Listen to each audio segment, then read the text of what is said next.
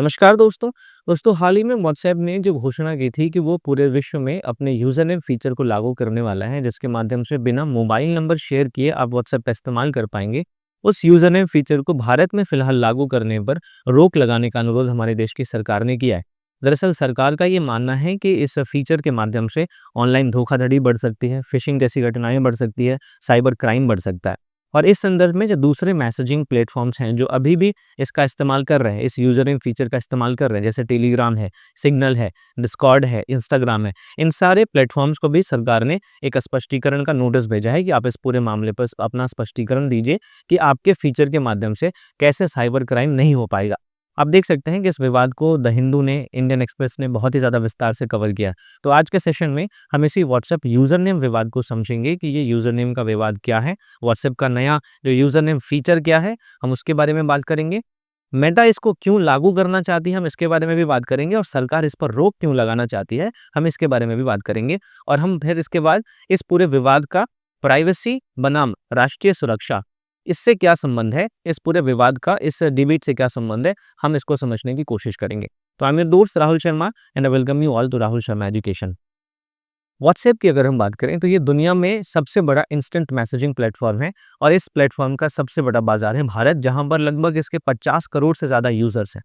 अभी तक क्या होता है कि अगर आपको व्हाट्सएप पर किसी व्यक्ति से संपर्क करना है तो उसका मोबाइल नंबर आपके पास होना चाहिए।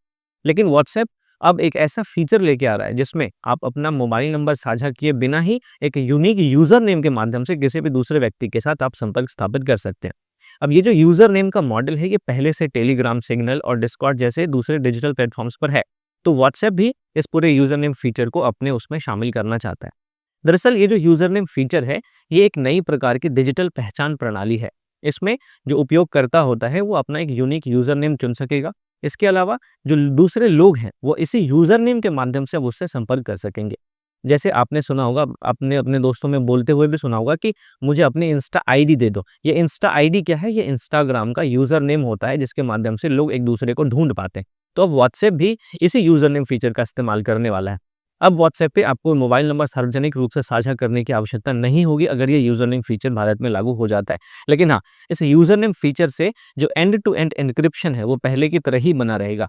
कहने का मतलब कि अगर ए नाम का व्यक्ति बी नाम के व्यक्ति को कोई भी मैसेज भेजता है तो इस मैसेज को बीच में कहीं पे भी पढ़ा नहीं जा सकता। ये एन्क्रिप्टेड होता है और फिर सीधा ये बी के पास जाके डिक्रिप्ट होता है, तब जाके बी इसको पढ़ पाता है।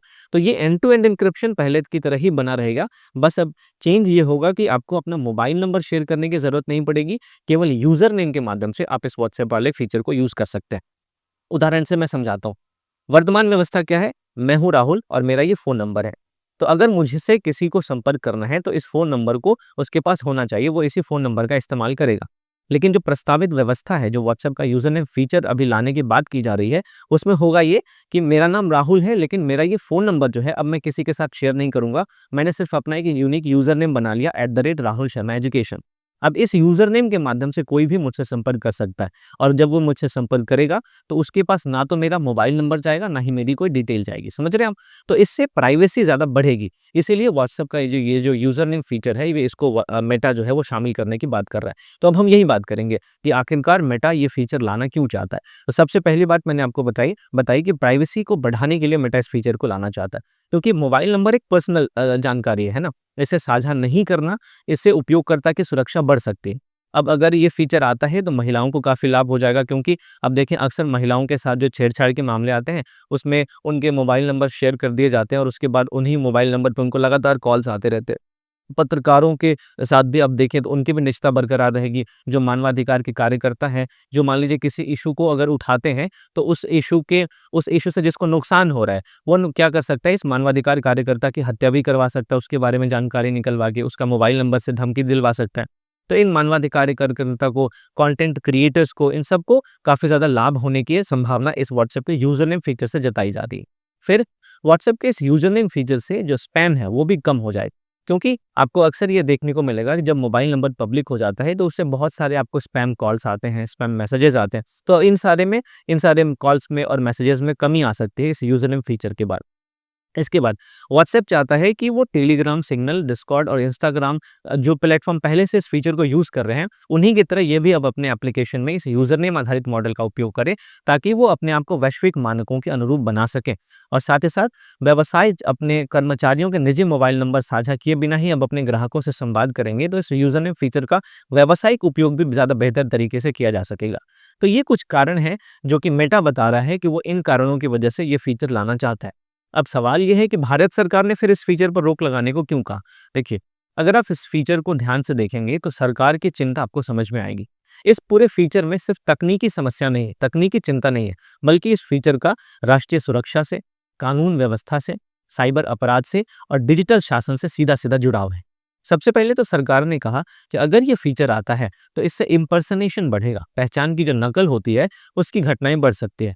उदाहरण के लिए आप मानिए कि अगर कोई व्यक्ति @RBI हेल्प के नाम से अपना यूज़र नेम बना लेता है, या फिर जो प्राइम मिनिस्टर का ऑफिस है उसके नाम से अपना बना लेता है, इनकम टैक्स इंडिया के नाम से बना लेता है, पुलिस सपोर्ट नाम से अपना यूज़र नेम बना लेता है। इससे क्या होगा?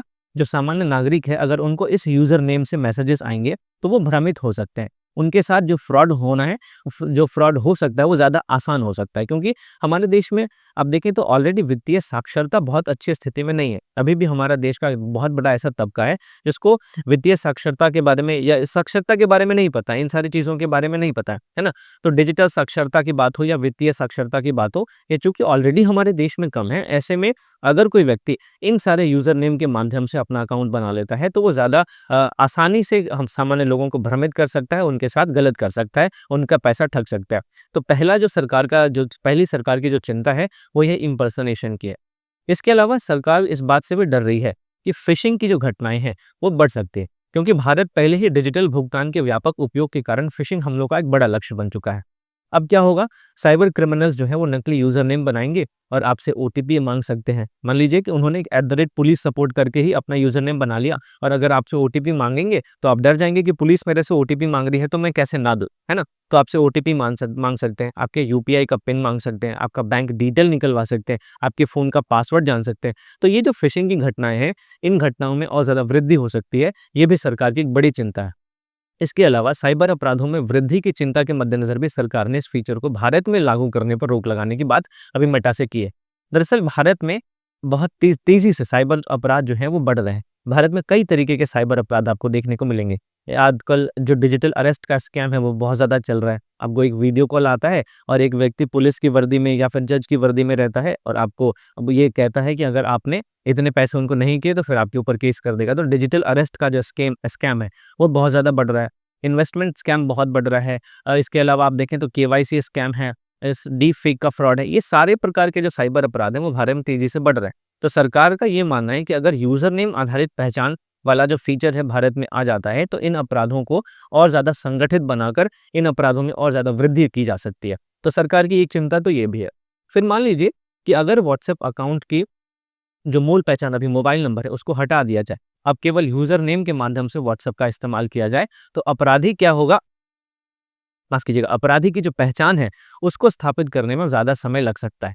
क्योंकि जब आप मोबाइल नंबर आपके पास रहता है या पुलिस के पास रहता है, तो मोबाइल नंबर से उसका एड्रेस पता चल जाता है, क्योंकि आधार कार्ड से ही मोबाइल नंबर मिलता है। तो आधार कार्ड में उसका नाम रहता है, उसका पता रहता है, उसके पिता का नाम रहता है, तो बहुत सारी डिटेल होती है जिसके माध्यम से अपराधी को पकड़ना आसान हो जाता है।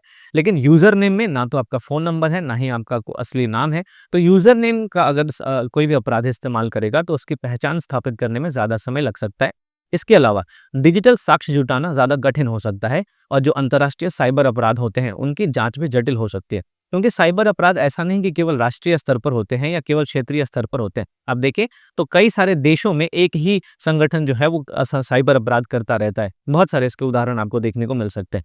तो एक चिंता सरकार की ये है कि अगर यूज़र नेम का जो फीचर है वो आता है, तो हमारे देश में जो लॉ एनफोर्सिंग एजेंसियाँ हैं, उनको किसी अपराधी की पहचान करने में ज़्यादा चुनौती का सामना करना पड़ सकता है। इसके अलावा व्हाट्सएप का ये जो यूज़र नेम का फीचर है, ये राष्ट्रीय सुरक्षा से भी जुड़ता है, क्योंकि फर्जी यूज़र नेम का उपयोग करके अफवाहें फैलाए जा सकते हैं, आतंकवादी प्रचार किए जा सकते हैं, जो विदेशी दुष्प्रचार है, मिस इन्फॉर्मेशन है, उसको फैलाया जा सकता है, उसके माध्यम से वित्तीय ठगी की जा सकती है और समाज में अशांति लाया जा सकता है। तो इन सारी गतिविधियों की जो आशंका है वो बढ़ सकती है, इसलिए सरकार इसको केवल प्राइवेसी का विषय नहीं मानती है, बल्कि वो इस यूज़र नेम वाले फीचर को आंतरिक सुरक्षा का भी विषय मान रही है। ठीक है? तो अब मैं आपको समझाता हूँ इस पूरे मामले को समझने के बाद कि क्या ये प्राइवेसी और राष्ट्रीय सुरक्षा के बीच की बहस है? तो इसका सीधा जवाब है हाँ। इसमें प्राइवेसी का भी पक्ष है। क्या? कि आपका मोबाइल नंबर सुरक्षित रहेगा, जो महिलाएँ और पत्रकार हैं उनकी सुरक्षा हो पाएगी, जो आपकी व्यक्तिगत गोपनीयता है वो सुरक्षित रहेगी और अपन में डिजिटल अधिकार का इस्तेमाल बिना किसी डर के कर पाएँगे। इसमें सिक्योरिटी का भी पक्ष है कि अपराधियों की पहचान कठिन हो सकती है, फ़िशिंग और इम्पर्सनेशन बढ़ सकते हैं, राष्ट्रीय सुरक्षा को खतरा पैदा हो सकता है, समाज में अशांति आ सकती है और जो कानून प्रवर्तन एजेंसियाँ हैं, उन एजेंसियों को अपराधियों की पहचान करने में ज़्यादा परेशानी का सामना करना पड़ सकता है। तो हमें करना क्या पड़ेगा? इन दोनों के बीच में हमें एक संतुलन लाना पड़ेगा। हमें प्राइवेसी को भी ध्यान में रखना पड़ेगा क्योंकि ये हमारा फंडामेंटल राइट है अंडर आर्टिकल 21, है ना? जो कि केशवानंद माफ़ कीजिएगा के.एस. पुट्टास्वामी केस में सुप्रीम कोर्ट ने डिक्लेयर किया था और दूसरी तरफ हमें अपने देश में राष्ट्रीय सुरक्षा को भी ध्यान में रखना पड़ेगा। तो निष्कर्षतः हम ये कह सकते हैं कि ये जो व्हाट्सएप यूज़र नेम का विवाद है, ये भारत में डिजिटल अधिकार, साइबर सुरक्षा, डेटा संरक्षण और राष्ट्रीय सुरक्षा इन सब के बीच में संतुलन स्थापित करने की एक चुनौती को रेखांकित करता है। भारत एक बहुत विशाल देश है और भारत का जो समाज है वो डिजिटल होता जा रहा है। तो इस डिजिटल समाज में नवाचार को प्रोत्साहित करना बहुत ज़रूरी है, लेकिन हमें प्राइवेसी के साथ-साथ सिक्योरिटी को भी समान रूप से महत्व देना पड़ेगा। तो एक संतुलित नियामकीय ढांचा, एक बढ़िया सत्यापन तंत्र, एक त्वरित शिकायत निवारण तंत्र और नागरिकों में साइबर जागरूकता के माध्यम से हम इस विवाद का दीर्घकालिक समाधान ढूँढ सकते हैं।